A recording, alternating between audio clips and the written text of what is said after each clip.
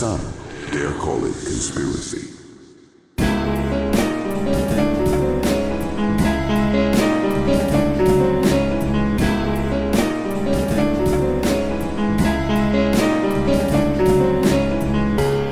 Welcome to the Some Dare Call It Conspiracy podcast, hosted by Brent and Neil Sanders.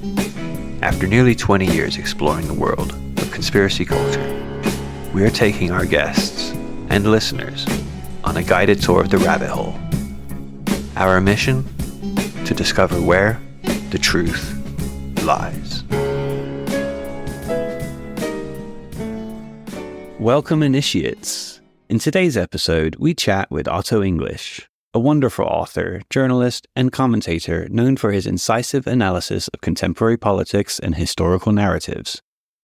We explore the varied views within political parties on Brexit and libertarianism, and highlight the alarming use of discriminatory rhetoric by some politicians. We will discuss how dark money influences political agendas and scrutinize figures like Boris Johnson and Rishi Sunak. Otto brings a fascinating perspective on ancestry, surprising royal connections, and debunked historical misconceptions. Our discussion casts light on conspiracy theories, the rise of political entertainers, the unchecked spread of bigotry, the influence of American think tanks on the UK's political landscape, and the romanticized ideologies driving Brexit.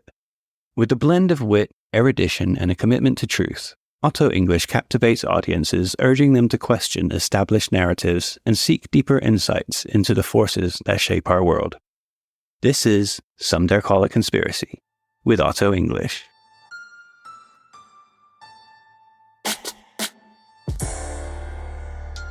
Thank you so much for joining us. This is a great pleasure for us. So, thanks for having me. No, not at all. Like, do you prefer Otto or Andrew or which? Just call me Andrew. Why not? Lovely stuff. It's a lot easier. Weirdly, at Byline, they all call me Otto, even though they know me as Andrew for 6 or 7 years. And even my wife has got into the freaking habit. It would be quite nice to be called by my real name on a podcast about conspiracy theory. Lovely stuff. There's loads that we'd like to talk to you about. Like, quite a lot of it seems to be a bit sort of intertwined. We definitely want to talk to you about reform and Nigel Farage. Yeah. The rise of the right wing, grifters, the potential rise of fascism, the mythic past that seems to inform this lunacy, and how that all connects to your books and your work for exposing the nonsense that is Brexit as well. So yeah. All in a cozy 10 minutes. No, joking. Speak fast. Yeah. Yeah, I just thought it just turn up the speed. Yeah, or slow it down, maybe. Yeah. Mm-mm. Right. Let's start with Brexit because all things go back to Brexit. Unfortunately. You probably know this story well. Do you know the story of Dorothy Martin and the Clarions? No. Do you know that? Dorothy Martin and the Clarions. Dorothy Martin was a 1950 Chicago housewife who decided that she could communicate with some aliens on the planet Clarion, which was 10 million. It doesn't matter where it was because it doesn't exist. She decided she could communicate. She decided she could communicate with them. And so through a process of psychic writing where a pen would take her hand and she'd start writing mysterious stuff. And her cult was called the Seekers, not to be confused with the folks in the John Wayne film. Or the New Seekers. I mean, it could be very Spinal Tap there. Or the New Seekers who who taught the world to sing through the medium of Pepsi Cola, or was it Coca-Cola? Anyway, she built up this cult, and they were very middle class, and they all believed the aliens were coming. And over the next 3, 4, 5 months, up to the 21st of December 1954, she decided and convinced these very middle class people to sell all their possessions and buy in to utter lunacy. Yeah, utter lunacy. And on the 21st of December, the Clarions failed to arrive. come the 24th of December, Dorothy had changed the prophecy and decided they were coming on Christmas Eve. And by now, news had got out. And all of the local people had gathered in the street waiting to see a spaceship arrive in suburban Chicago. And when it failed to arrive, there was a riot. Oh. And instead of accepting that her mythical prophecy might be a load of old bollocks, Dorothy changed the prophecy. And this was the origin of cognitive dissonance theory. Oh. Yes, I was going to say, this all sounds familiar now that you're bringing it up, but I didn't know the names. And then, yeah, I totally know. Yes.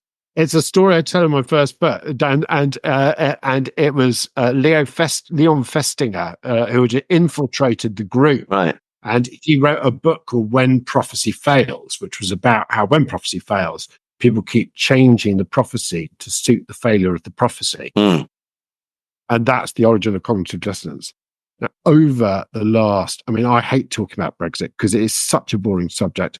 Everybody's talked it to death, but it is relevant to what we're going to talk about. Yes. Because since Brexit, the Conservative Party has become very much like the new seekers to Dorothy's original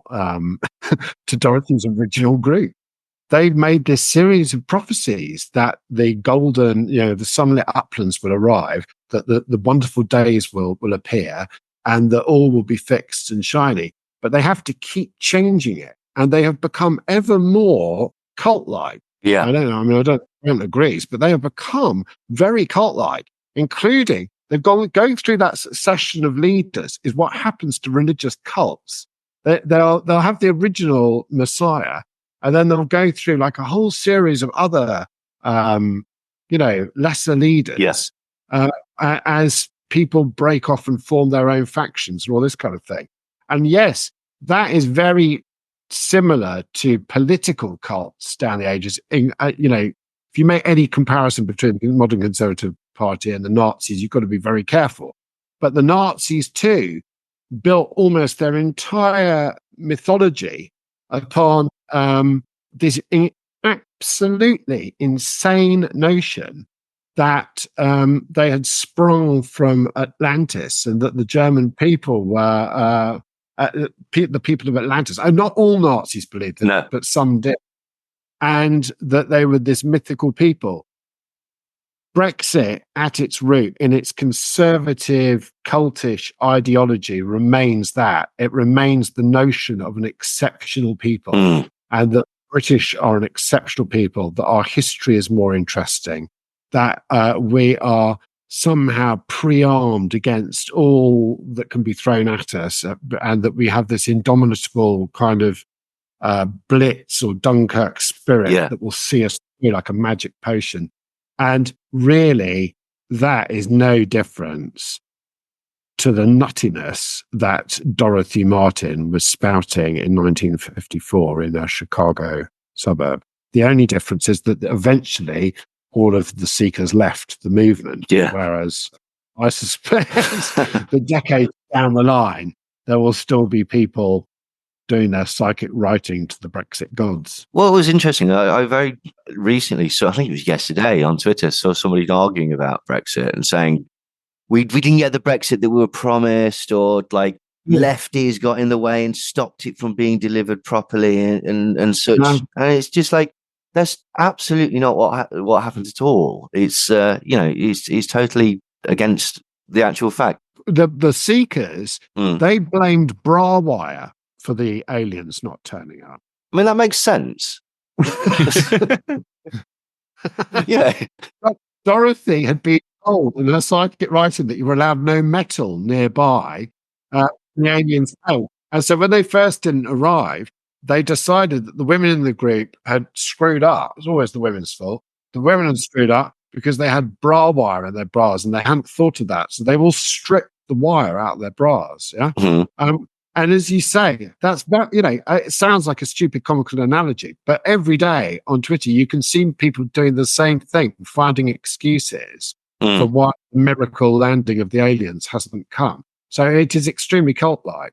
And reform is, it's like evangelical churches in America reform, which sort of gave birth to the Brexit Baptist movement, has become an alternative church, and all religions of a similar hue end up hating and purging each other. It's an absolute classic, which is what they seem to be doing now. They seem to be on a sort of, game of chicken with two juggernauts heading straight towards each other. Yeah. I saw Richard Tice talking about like bringing up the concept of getting rid of the NHS and introducing an insurance-based healthcare system. I think that was either yesterday or today. Like I always assumed from looking at the sort of the parties involved in the dark money involved in the Tufton Street influence and stuff like that, that was ultimately the potential point of Brexit, was to try and do what essentially think tanks like the IEA and the Adam Smith Institute have been trying to do for years and years and years. And the only reason that didn't happen was because Biden got elected and he realized that it would cause a huge furore with the Irish community in America, of all strange things. That's an interesting. I think there are many. Well, there are many strands to it. Yeah, I'm currently actually researching the Peasants' Revolt. Yeah, and we all think of the Peasants' Revolt as being a sort of group of peasants who they weren't actually called peasants because the word peasant didn't exist in 1381. But anyway, that by the by, we always think of it as a group of peasants sort of marching on London and Wat Tyler and Jack Straw causing sort of mayhem and whatever. But as with all these things, and one reason why I find history such a sort of good learning tool for what's going on in our modern politics is that it's the same then in 1381 as now.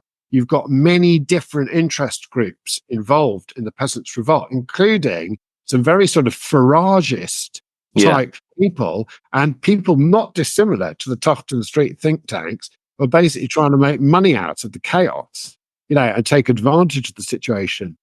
I think those think tanks, have visited massive chaos on this country. You only have to see, Liz Truss's entire philosophy is born out of those Tufton Street loony theories, which are not rooted in any sort of sentient logic or progress for the country. And as you say, they all look to America, all of them, including Farage.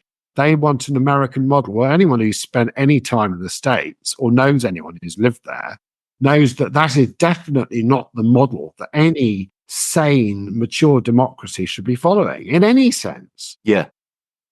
I was in the opinion that quite a lot of it was influenced directly from America by the Heritage Foundation, even the Council for National Policy. Yeah. But that seems to drip feed the sort of the English think tanks like your Tufton Streets and stuff like that. And unfortunately, it all boils down to just making money, privatization. Yeah. And very rich people like Jacob Rees-Mogg and Rishi Sunak, who have no inkling what the real world is like and never really will. That totally I think someone like Mogg is quite interesting because I think he's where a lot of the sort of the sort of streams meet into the river of the Brexit chaos. Because I think ideologically, he's the classic old fogey from teenage years who did dream and believe in that sort of mythical British past of, Dunkirk spirit and like Our Island Story, which is a book I'll write about in both my books. Yeah. This kind of idea that Britain, England in particular, everything about it was good. Even the bad stuff was good. Even the bad kings in English history are good. So I think there's that. But Mogg also has his banking and business interests. So the two things kind of collide, suit him and a very close-knit small group of out-of-touch, aristocratic, wealthy people. I mean, that was a definite driver of Brexit. Yeah. There was such a fetishization of, as you say, that Dunkirk spirit, D-Day, Churchill, just a lot of nonsense talks about the war, and bizarrely tying it to race, like in a way that was completely ahistorical. I mean, you've written yourself, it's particularly about the myth of Dunkirk and the myth of Churchill, and the sort of the way that these people are fetishized by these groups. It is bizarre though, because I saw people criticizing your criticism of Churchill. Yeah. By you pointing out that actually, a lot of the things that he's supposed to have said, the witticisms he didn't, and blah blah blah. And to me, what was interesting was like them going, "Oh, you can't attack Churchill," proves your point. Yeah. It's also what I find really weird is why would people prefer to believe in a bunch of lies and myths over the truth, which is often far more interesting? I'm not anti-Churchill. The guy died in 1965 and was essentially a Victorian who came from a complete different age. And Churchill did, during the Second World War, display remarkable leadership.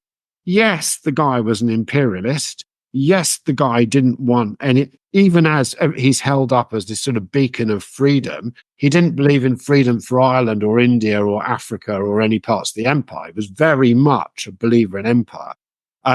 But there are good things about Churchill as well, not least his wife, who no one ever pays any attention to. But she was he was the original trolley. They called Boris Johnson the trolley. Yeah. Winston Churchill was the original trolley, and Clemmy, his wife, was constantly trying to steer him out of disaster. I mean, he plunged from one. Anyway, all that aside, he's not all bad, Churchill, but he's become a mythical martyr figure. And the very thing we criticize in states like North Korea or the Soviet Union, pulling people up on statues and saying these people are, irreproachable and you can't criticize anything. And this is the history and it always will be. That is not history. That is religion. And that is what this country is in very danger, on the very dangerous cusp of becoming a cult to British exceptionalism. Mm. America has the exact same thing with like its past presidents. Yeah, I mean, Abraham Lincoln. Yeah. Exact same, like a mythical past again of who these people were. Even up to like someone like JFK, like we know how terrible the person was, like behind the scenes. Yeah, I mean, if I don't know, have you ever been to Washington? Yeah, I mean, Washington is sort of. I mean, if you put Washington in another country like North Korea or Nazi Germany, I think people would be really questioning what's going on around. Oh, very much these so. Massive monuments, this sort of Greco-Roman architecture everywhere, and these huge, the Lincoln Memorial, the huge statue. Again, it's the very thing that America criticizes about other people. Yeah, they have it in the capital city. And Abraham Lincoln has become an unimpeachable god.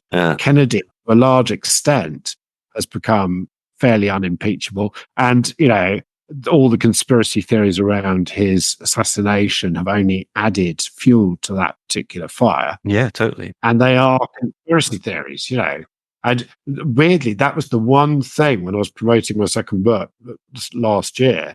That was the one thing I kept coming up against.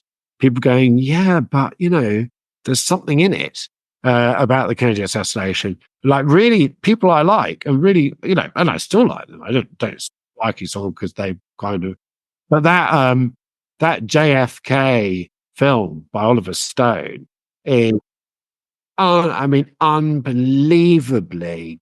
I mean, it's just garbage. I mean, it's a lesson in conspiracy, and because it's full of really famous people, it's continued to have a currency where, really, it's also incredibly boring. But apart from being, and I know that because I had to sit through it again whilst I was writing, I struggled to get through. Really boring. But just he edited out all the stuff which, if you really read the story of JFK, largely disproves the conspiracy theories and just left it nakedly as it was. Yeah.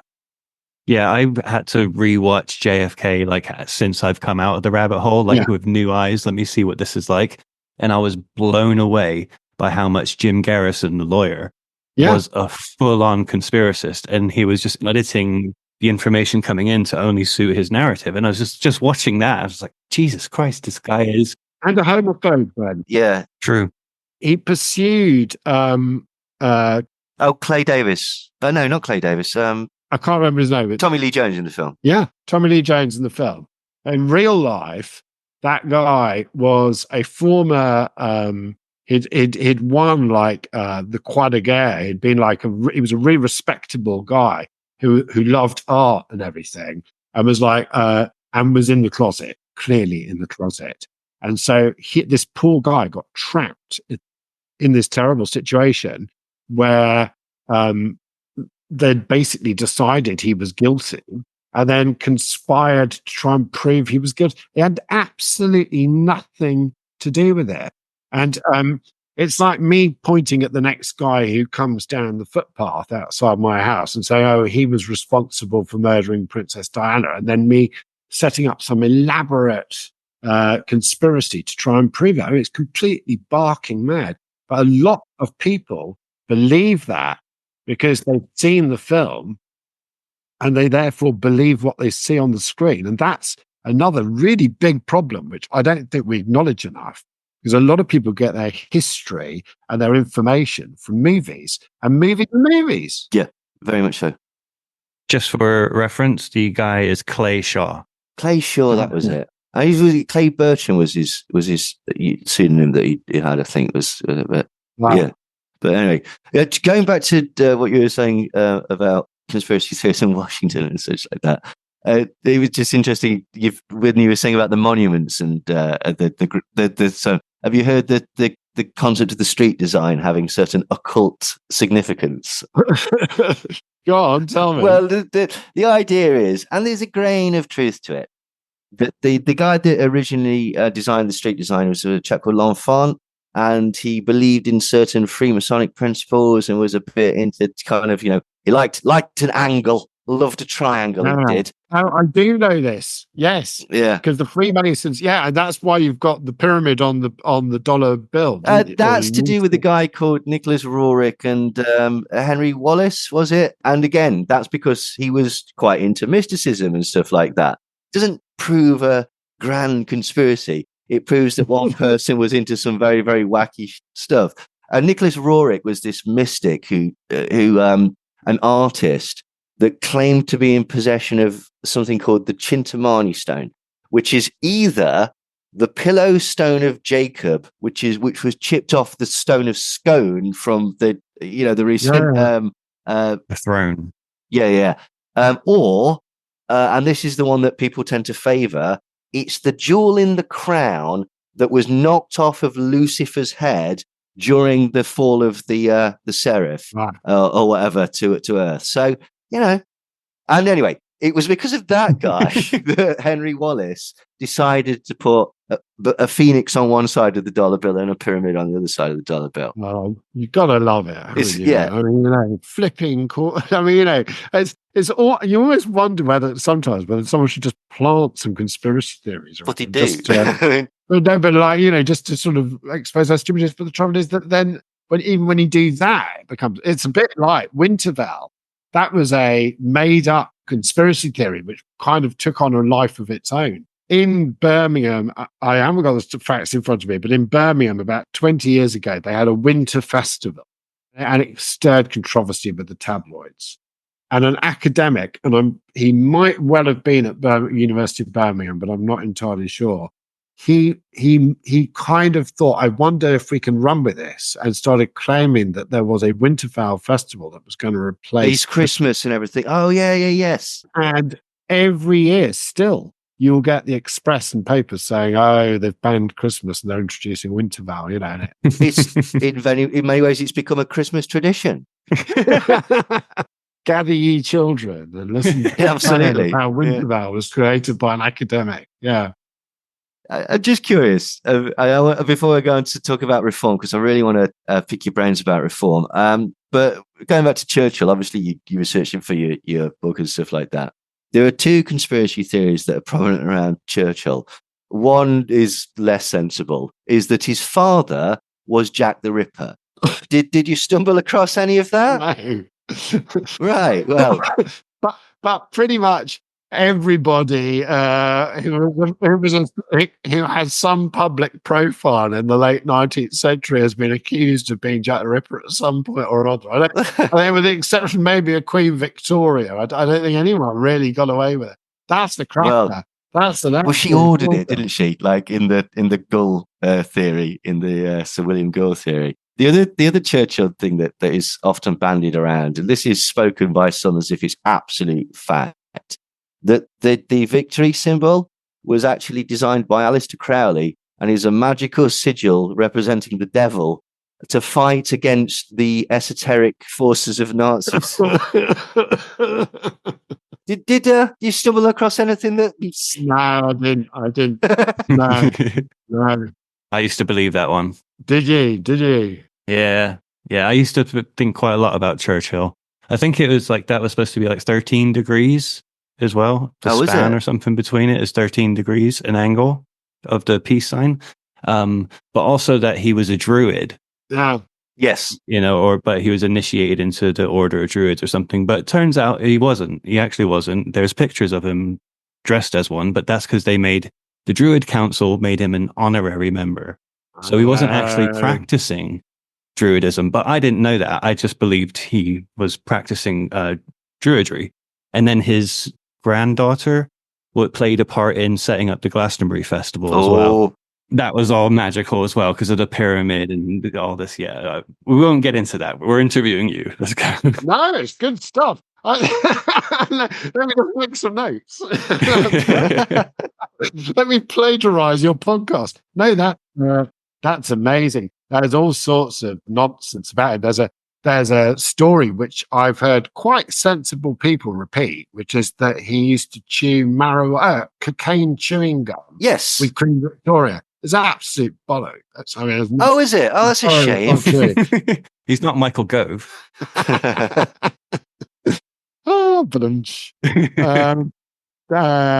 the other one? Oh, there's one about him having a swearing cockatoo or parrot. Yes, I've heard that. Which did a perfect impersonation of him, and we'll fight them on the effing beaches or something like that. And that's also not true. He did briefly have some kind of exotic bird, but it didn't speak, and it certainly didn't swear. It's amazing. It's amazing what people believe once you create a sort of iconic figure like that and start, attributing all sorts of nonsense. Like the Darkest Hour film, which, leaves me shouting at the TV like I'm having a marital row. That scene when he goes into the underground, absolutely preposterous. Absolutely preposterous that he did that. And yet there are people who believe it really happened. So a friend of mine runs a cafe, and a friend of hers was involved in making that movie and insists that it was true, even though it's quite patent nonsense. Wow. Yeah, it's interesting how film can affect the thing. Even the concept of the storming of the Winter Palace. Yeah, like the idea that people went in and blah blah blah. That came from the Sergei Eisenstein film, didn't it? It never actually happened. They had a staged reconstruction. Yeah, where they got 10,000 people to rush into the building. In reality, it was very much like the sort of storming of the Capitol. A few Bolsheviks went in, and the politicians who were there, because of course the Tsar had already been overthrown earlier that year in February. So a few Bolsheviks went in, and they went from room to room ransacking everything. It was much more like the storming of the Capitol. But you're right, that film, the filmed images of that staged reenactment, I think in 1922, something like that, yeah, led to the belief that thousands of people had stormed the Winter Palace. I think they all got lost as well and had to be led out by members of staff. What you were saying earlier as well about this sort of hero worship, particularly in America and thing. One of that interests me is like that's number one or number two or something on Umberto Eco's fascism scale. Like, and people don't seem to realize that, but they'll attribute great sort of lionization to people who are essentially toads of people, like very transparent grifters and con men. And with that in mind, let's talk about Nigel Farage. Like a perfect link from Neil. What's right? I'm interested in this. What is Reform doing? Right. Obviously, they're financed by a lot of dark money. Now, the way that I see it, they've got three options. Either they're just there to try and pressure the Conservative Party to move further to the right by whipping up this idea that that's what the public want. Or two, they genuinely think that by being more extreme than the Conservatives, they can actually get votes and become a legitimate political force. Or three, and this is where I'm falling, that it's all a big con. They just want to get donations. They don't believe they're going to achieve anything. And once everything's all done, they're going to take that money and quietly sod off. So let's talk about the name. I think there's a lot of truth in all three of those things. I think you're also ascribing too much logic and intelligence to them. And this is another thing that we always have to take into account. That these people are not necessarily as clever as we think. I have this on all the time on social media. People going, well, we had it with Boris Johnson. Oh, he's deliberately talked about Peppa Pig just to blow something, the dead cat strategy. The dead cat strategy, which is when you want to distract from some disaster, you throw a dead cat on the table, is a thing. And they have done it in the past. But everything is not a dead cat. Boris Johnson was just a truly terrible and incompetent politician without any imagination at all, whose default setting was to build bridges or fail to build bridges and to try and sleep with whoever during the many marriages that he had in the past. Anyway, the Reform Party, again, I think there's a lot of making it up as they go along.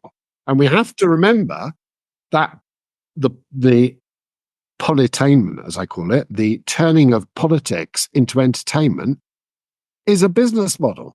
You can build an entire and successful career out of being a kind of populist politician. In fact, the most famous example of that is Adolf Hitler, who in the late 1930s was not just Germany, but Europe's best-selling author. He made millions out of Mein Kampf. Really? Oh. I didn't realize that. We forget that people were selling sort of, go to the shop stuff back in the 1930s. And that's what Hitler did. Pretty much every household in Germany had a copy of Mein Kampf. And they gave it to babies, I think, when they were born. And they gave it to people when they got married. And as a result, he sold millions of copies and became a best-selling author. Anyway, respect. That was a Freudian slip. Reform was set up.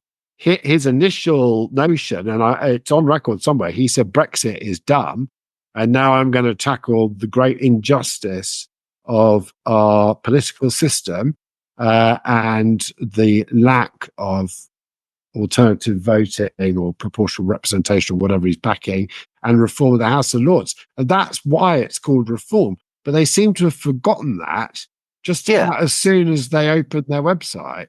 I mean, weirdly, of course he backs parliamentary reform like that because he wants the power he had as an MEP, which was done on a kind of form of alternative voting. So he knows he will get more power that way. I believe, to some extent, that part of Farage never wants to win anything because the moment he actually gains any power, real power, but even being a member of parliament, is the moment that scrutiny comes, and he is far better off really being a heckler at the side of the match rather than making a fool of himself with tennis balls hitting him in all sorts of amusing places. So I part of me thinks that. Part of me thinks also that it's a bit like doing a podcast or making a newspaper or writing a book. You've got to keep things moving. You've got to keep in the spotlight. You've got to keep the conversation going because they are generating money. And he has got a had a successful media career, and he has had that show on GB News. And his raison d'etre rests on him being this populist man of the people, and that's his USP, isn't it? That's what sells Nigel Farage. So he has to keep doing stuff. It's a bit like plate spinning. He has to keep spinning the plates in order to be relevant. So I don't think it's I don't think it's some massive conspiracy. I think it's a way of keeping Nigel Farage the most important politician of our age. And what does that tell you about Britain in the early 21st century? That a man without any real ideas or any proper proposals or any real caliber has become the leading politician of our day, or even a seat in Parliament. It's bonkers, really. Why does he get so much traction from the mainstream media? Because he's colourful. Because it sells, essentially. Yeah, it's that term, politainment. It gets clicks. You put Farage on Question Time, all the people on social media will go nuts. His name will be trending within an hour. You put Nigel Farage on a politics programme, or even you're going to run for a seat in Clacton, and people go nuts. Because in a world of political beige, he is political colour. True. And that's the same reason people obsess over people like Lee Anderson. Yeah. It's the same, the more crazy things Lee Anderson says, the more people will click and the more of a profile he'll get. And Lee Anderson, of course, has made a good living out of GB News over the last year. Much more than he's made out of politics. It's such a cynical and dismal existence, though, isn't it? Like, just basically being like a hate figure. It's like being a heel in wrestling, but all the time. And that your fans are the worst possible people on the planet. It's like, it must be so incredibly draining. Like, but at the same time, it's very, very profitable. You've got a whole raft of people, sort of, an ecosystem of your Lawrence Foxes and your Calvin Robinsons and your Tommy Robinsons and all these people that basically they're swirling around this.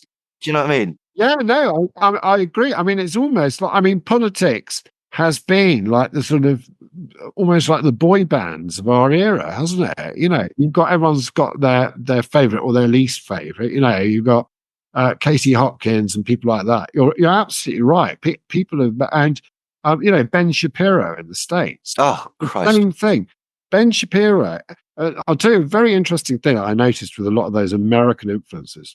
They all talk incredibly quickly, but they talk absolute nonsense. But it gives the impression of being well informed and knowledgeable. And people like Shapiro have made a fortune out of politainment, of being political entertainment. Yeah. And this is we need. Starmer divides the left. My son, who's about to vote for the first time and is now interested in politics, keeps going, but they're not really left wing, all this kind of stuff, and he's right. But again, the political system in this country is broken on a first past the post system. And until somebody reforms that and changes it, we're going to have this same nonsense repeat and repeat and repeat. But the one good thing I think about Starmer is we're about to enter a period of very boring politics. And if we needed boring politics more, this is the moment. Hopefully, you're right, but as what we're seeing is the ratcheting up. Several things that have happened with reform just in the past couple of days. I think something that you brought attention to with most people. They're all following this Gary Frakes guy, and on LBC, Farage went on and just was openly racist. He accused of Black Lives Matter and Stand Up to Racism of being Soros cutouts, essentially. Yeah. How does he get away with that? And what the hell are the regulators doing?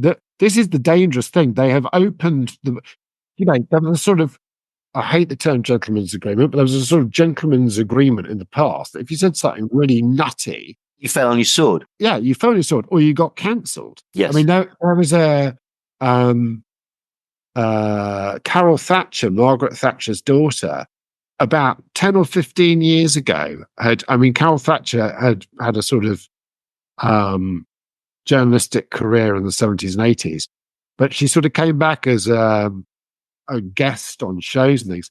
And she said something mildly racist. I can't even remember what it was at this distance.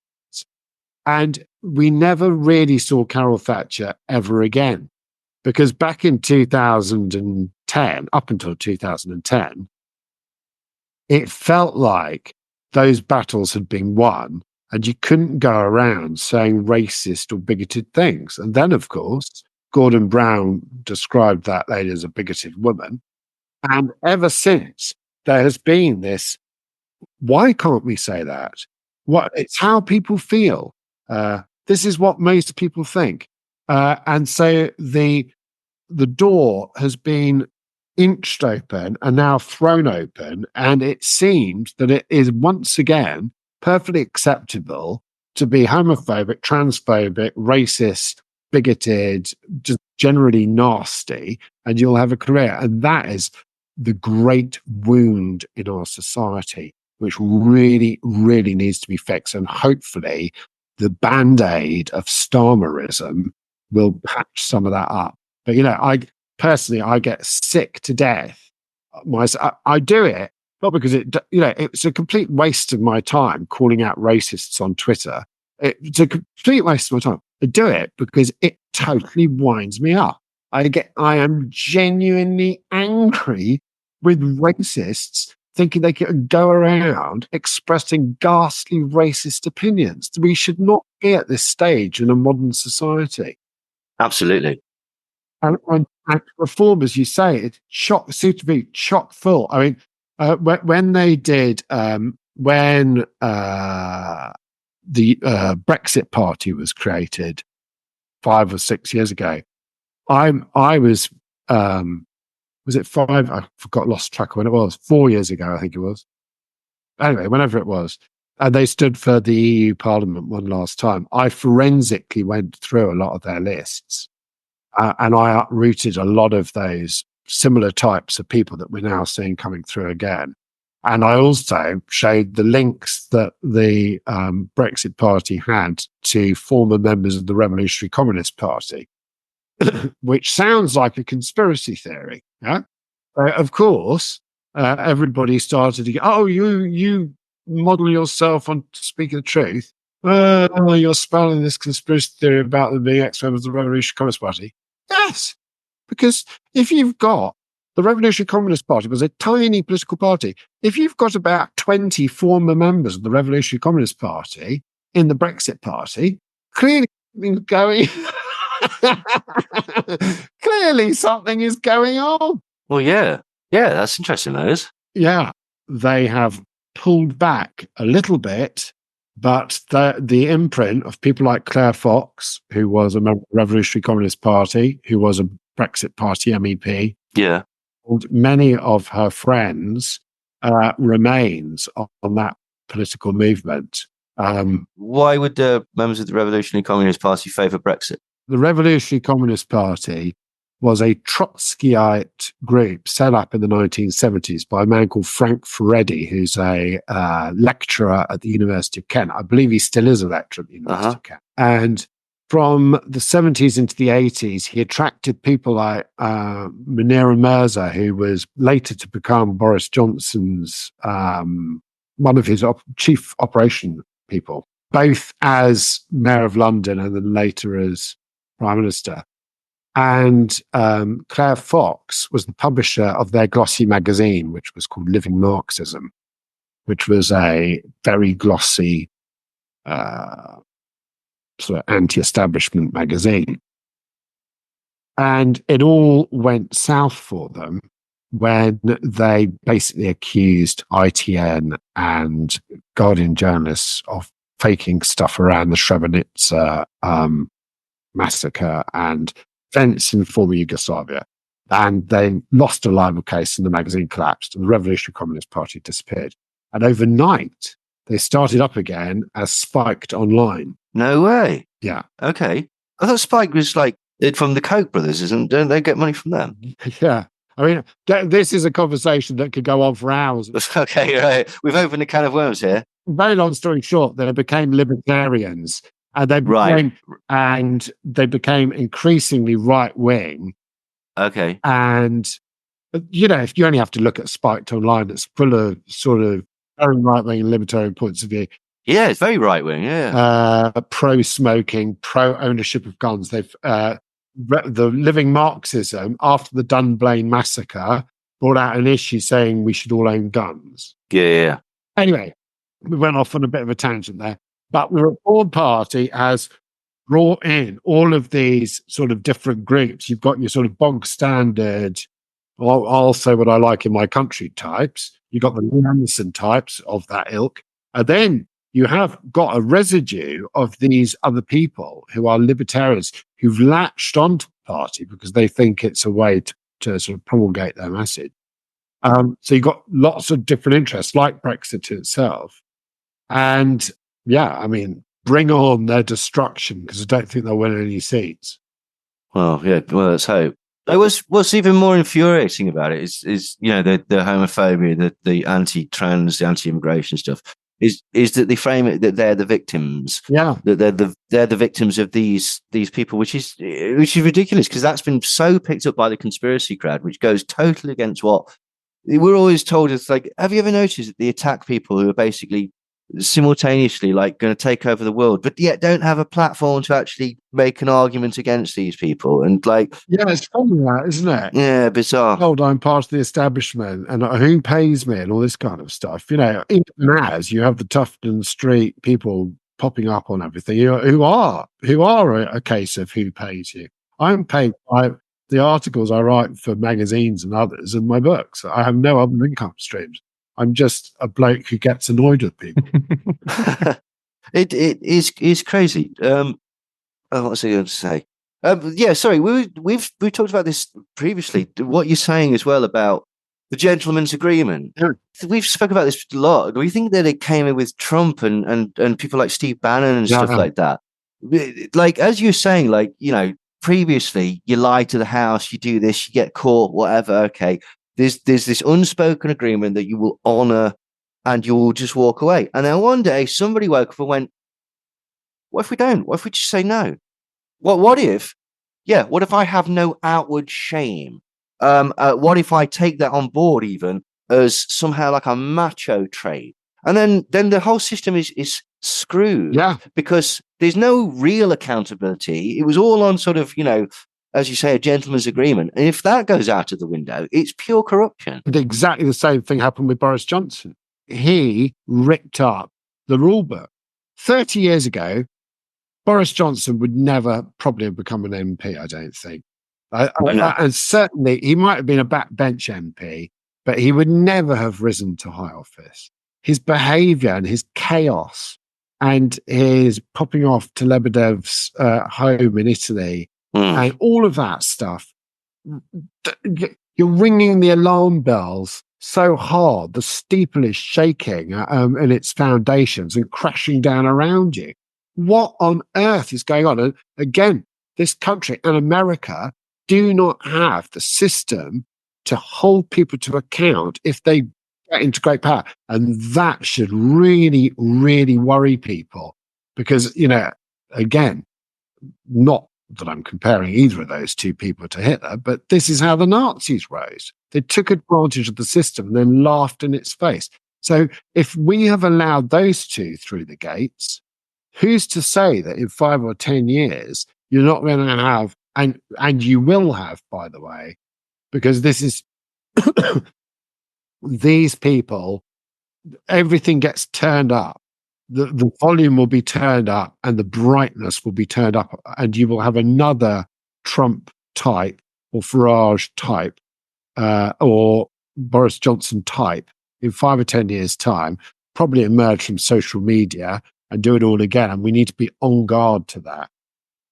And ordinary people need to call it out and not just be sitting there quietly, not wanting to make a fuss. Because if you look at the attitude surveys in a place like the UK, people are broadly pretty liberal. If you want to feel good about this country, just look at people's attitudes about things and how they've shifted over 20 or 30 years on things like gay rights, same-sex marriage, even things like trans issues, which are still, there's still a lot of hostility. But what the likes of GB News say they're speaking for the ordinary person is not like that.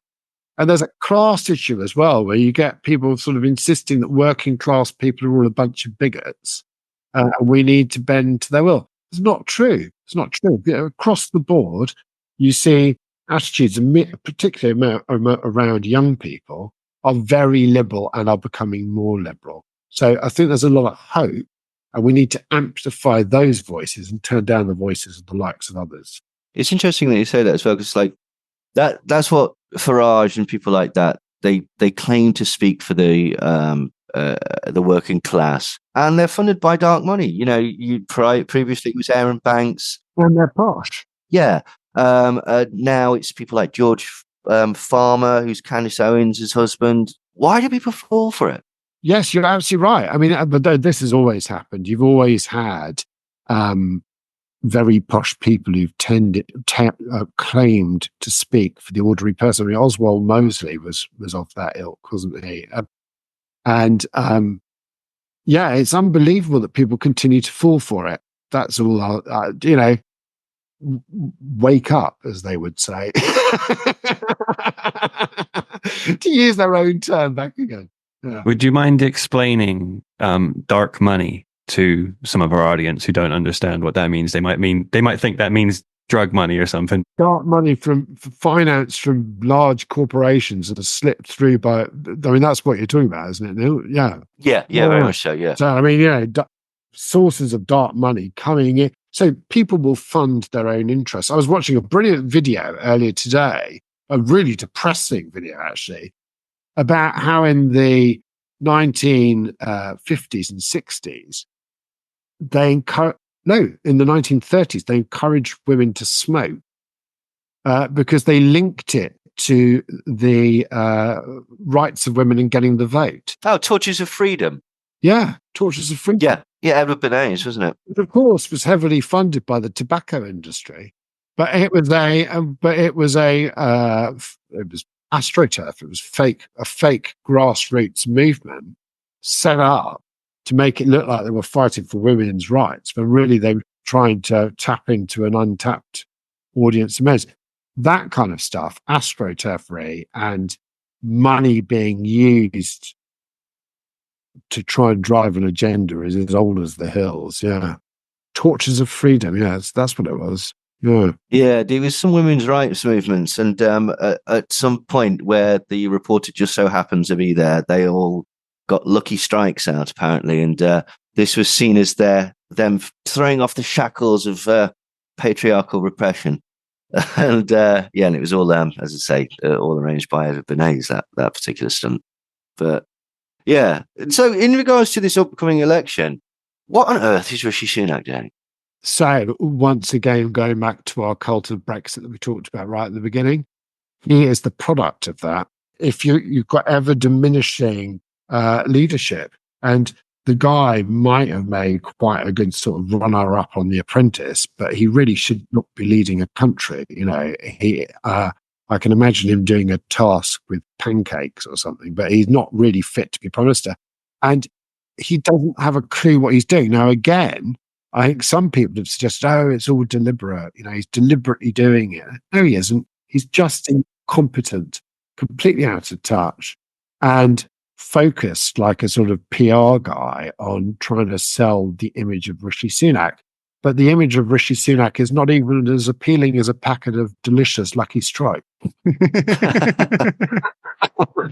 Yeah, this is the thing. Like, the theory was that he knows that what he depended who you spoke to. Either there's an economic collapse coming, which there always is, or world war is coming, and he didn't want to be a wartime prime minister. So my theory here is why he called the election. It's quite obvious why he called the election.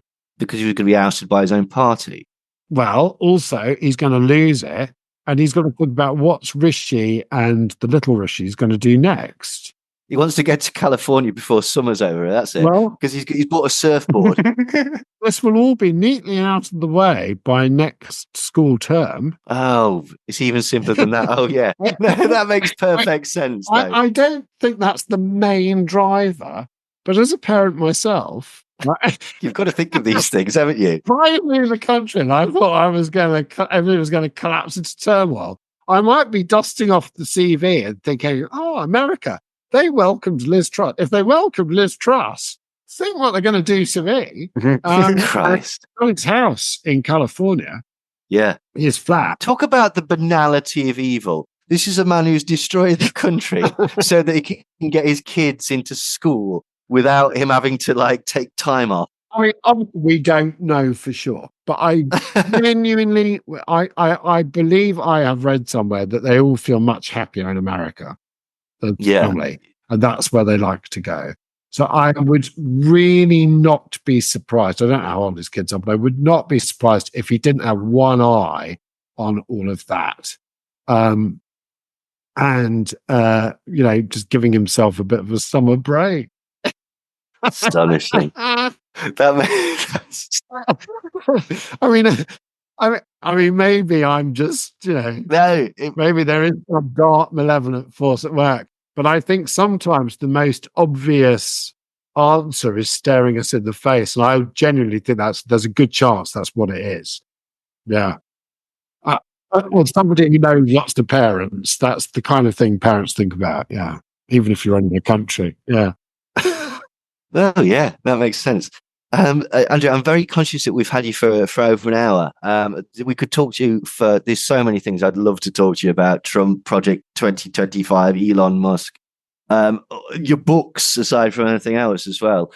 There are a couple of things that we have to ask you, though, if you wouldn't mind, just a couple more questions. No, please. In one of your books, I saw the tagline. I didn't get any further than this. The myth that the royal family is German. Yeah. Now that's quite in the conspiracy world. That's a real big deal. Very important. They are the Saxe-Coburg-Gothers, and it kind of ties back in, depending on how racist or whatever you are. You can tie that back into Rothschilds and all of this sort of silliness and stuff like that. And, international world banking cartels and things like that. So what's the actual truth on that? First of all, dubbing the royal family German is a perfect way for the self-appointed upper classes in this country to look down on the Windsors. Oh, nice. When I was growing up in rural Essex, there was a large country estate with a sort of an old lady. I won't say what her name was, but there was an old lady there. And if you got them round the lunch table, they go, "Oh, of course." See, the royal family, they're very middle class. Wow. Middle class. Fab. That is one angle. The aristocratic upper classes in Britain who consider themselves much grander than the royal family, who are horribly middle class. Oh, so no. They have long fed this fantasy that there are a bunch of Germans who've popped over and whatever. That's one thing. Secondly, there are the conspiracy theorists. Thirdly, unfortunately, in this country, Germanophobia still runs rampant. And one way that British people feel good about themselves is to make jokes about the Germans and Basil Fawlty and all of that kind of stuff. And therefore, the sort of, if we can describe ourselves as oiks, we oiks kind of get off on saying, "Oh, but they're just a bunch of Germans." Yeah? It's another way of undermining it. Now, I am an out and out Republican, and I'm never going to be here to defend the royal family. But from a historical point of view, this is a load of nonsense. Because, yes, George I, who was a truly terrible human being, who effectively murdered his wife's lover before becoming King of England, because, again, history is far more interesting than conspiracy. That's a conspiracy, and a real one, And no one ever seems to talk about it. No one's interested in real conspiracies. They don't have space lizards. That's a conspiracy. George I, the founder of the modern sort of the House of Hanover, pretty much had his love rival murdered. Anyway, he and his son, George II, were both born in Germany. So, yes, if you want to go way back to the Sophia Act of whenever it was, 1704 or 5 or whatever, when they decided that these people would become our monarchs. So that 320 years ago, roughly, yes, those two people were German, but they weren't really, because they in turn were descendants of people from the various strands of the royal family. So there were people who were Polish, there were people who were from Scotland, there were people who were English. The royal families of Europe were really a sort of race unto themselves because they all intermarried among each other. So they'd have an English mother or whatever. So if you want to go, is somebody German? What does it really mean? I mean, it kind of goes back to what I'm always saying about Britain being a melting pot of peoples. Europe has long been a melting pot of peoples. So there's that.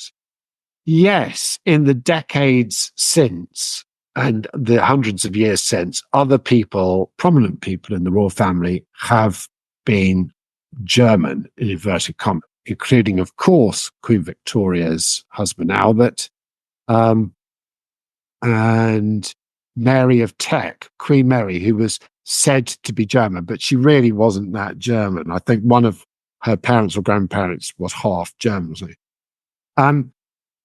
So you end up with everybody going, oh, they're German, but they're probably no more. Do you know who your great grandparents were in 1704? My mum once did one of those ancestry things, and she was massively pissed off because she got back about sort of 10 generations and discovered that this person lived in the same village that we currently lived in. That's one strand, you see, because we've all got 4 grandparents, 8 greats, 16 great-greats, 32 great-great-greats, 64, 128, etc. Now, if you go back far enough and dig hard enough, you will find that you are descended from a German 100%. Yeah. And you would probably quite recently. Somebody did this with Farage, actually. Oh, yeah. Yes, I saw this, yeah. It discovered that his great, or possibly great grandparents were German migrants. And he had no idea, because you wouldn't. Most of us don't know who all our great grandparents are. Similarly, I think when Boris Johnson and David Cameron did Who Do You Think You Are, they discovered that they had a fairly recent monarch. I think it might have been William IV, who was their great grandfather. They had no idea. Yeah. They had no idea. Now, you would think William IV was monarch in the early 19th century. You would think that that's quite a short time ago, and somebody in the family might have remembered. Yeah. That just goes to show, yeah. It dies out. The shadow of that memory dies out and people forget about it. So all 3 of us will 100% have a monarch as an ancestor, probably King John. All 3 of us will probably be descendants of King John. Almost. Adam Rutherford is very good on this. But we will be his direct descendants, almost certainly. But we will also be the descendants of the person who threw out his potty. Yeah. Again, though, that's one of the sort of grand conspiracy type things. People point out that things like Britney Spears and Angelina Jolie, Madonna, and Brad Pitt and stuff. They're related to various presidents and such like that. And Danny Dyer, it transpires on the same program, was related to the king. And like in the conspiracy world, that basically goes. They're part of the bloodline. Yeah. That's why they get the positions. And yes. I cover this in Fake History, actually. So Harold Brooks Barker put forward a theory that all American presidents were descendants of a king, except for one guy where he couldn't make a link. But then, as I've just said, what you, me, Brent, every single person listening to this show, unless perhaps they live in East Asia. Yeah.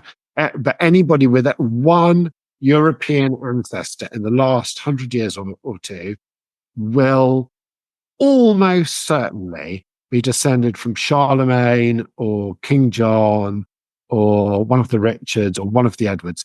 It's a numbers game. These people had large families and they propagated wildly. Yeah. And you will 100% be descended from someone. Or your task is to find who that person is. Yeah. But it is, and that's why the Danny Dyer thing was so funny. When I was doing my book tour on the first book, Fake History, I had this thing where I would say, and he found out his ancestor was a king. And then I'd say to the audience, but so are you. You are also all descended from kings. And you would find, I loved it, you'd have elderly couples go, I don't think I'm related to us. In the audience. And you say it to people and people don't believe it. So yes, you do have an ancestor that came from the same village you came from. Yeah. And yes, your name and your family name and all that stuff will come down for them.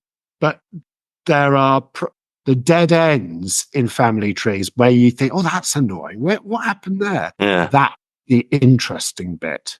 That's where your really interesting ancestors are.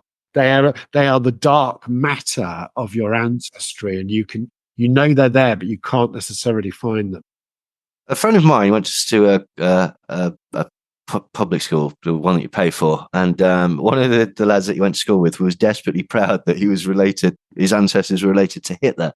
So it turns out that's not that impressive, actually. Weirdly enough, I'm currently writing a third book, and I've been writing and researching about a guy who I call Willie Hitler, because he's not really called Willie Hitler. Some people called him Patrick, others called him Willie. Willie Hitler was from the Liverpudlian branch of the family. Did you know there was a Scouse Hitler? Really? Yeah, there were a lot of Hitlers knocking around, and after the war, almost all of them changed their names. Well, yeah, you would, yeah. Right. Thank you so much for your time. We've got you. It would be a miss for us. We're talking about conspiracies. We're talking about the royal family. It would be a total a miss if we didn't ask, what's your opinion on Prince Andrew and his relationship with Jeffrey Epstein? Once again,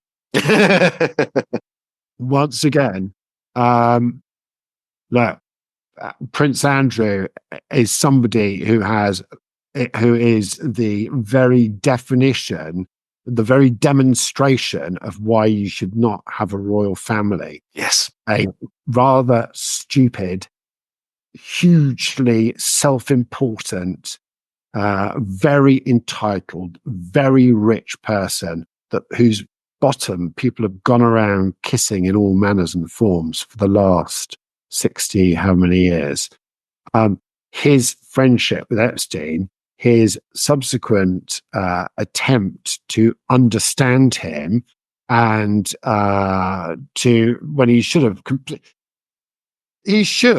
have immediately come out and said, that guy is appalling, and I want nothing to do with him.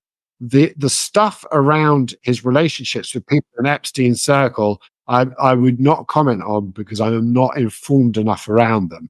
But the very fact of being friends or knowing people who are subsequently revealed to be sex offenders does not make you necessarily complicit in that circle of evil, which is what it is.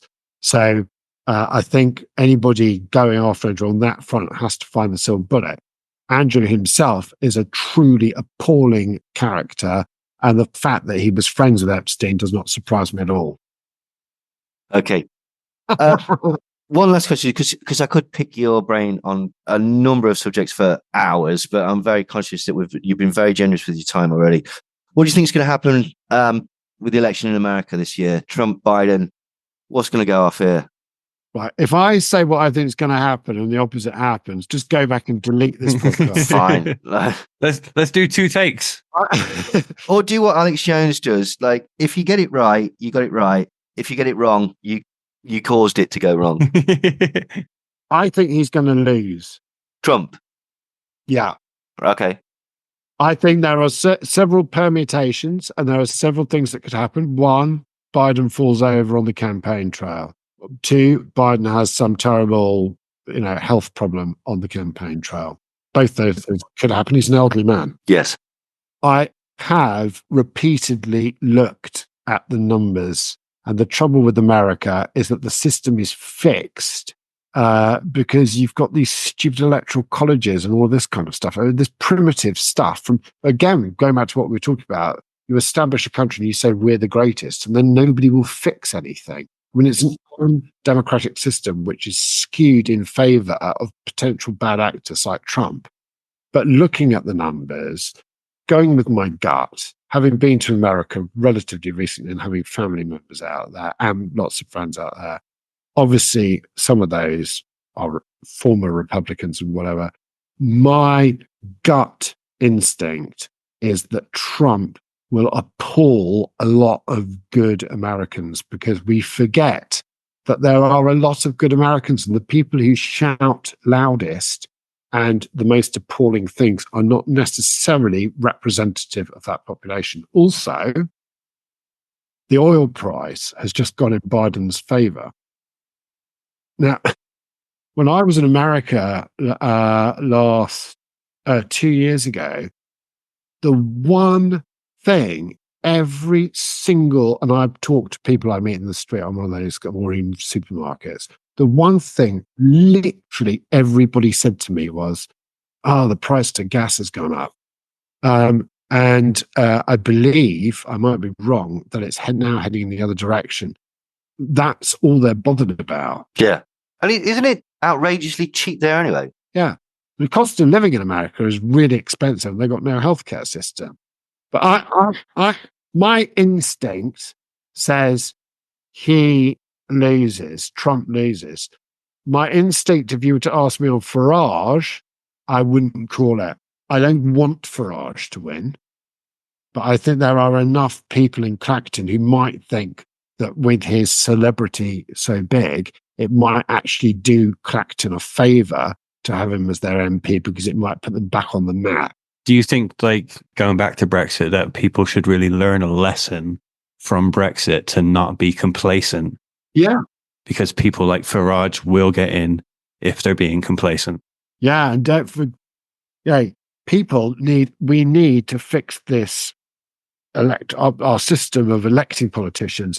And the best way anyone can do that is to vote tactically and get in as broad a swathe of people from the other parties as well, so that we can have some pressure put on Labour to encourage, reform of our political system, which it is really in need of. It's a creaking Hogwartian sort of 19th century brooms and whistles parliament, and it should be fit for the 21st century. You wouldn't cross the ocean in a boat built in 1800 that hasn't really been fixed up, would you?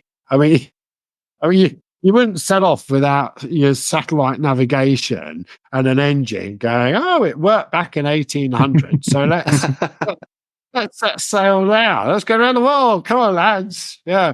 And it's the same for democracy. The idea that that something fixed in 1776 or in 1805 is fit for modern use is a fallacy. Yeah, it's a very good point. I've not really thought about it like that, to be quite honest. But yeah, that makes perfect sense.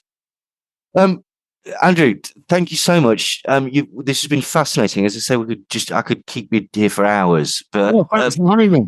Yeah, but my family thanks you too for taking me away. Well, if whenever you want to come back, absolutely, to discuss the election or your new book when it's written. If you'd like to plug your books. So my two current books are Fake History, which was more political and about a lot of stuff we've been talking about today.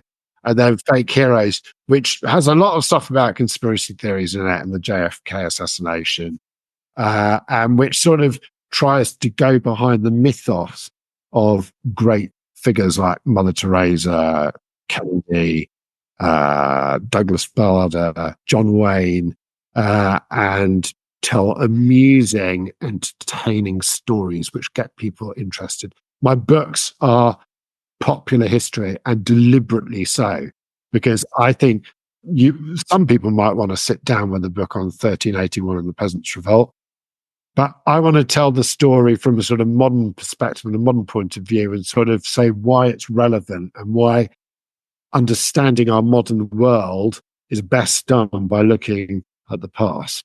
Excellent. And where can people find you on Twitter? Otto_English. Just go looking for the trolls and you'll find me. Fantastic. Excellent. Thanks, mate. Thanks for coming on tonight. Brilliant. Oh, thanks for having me, guys.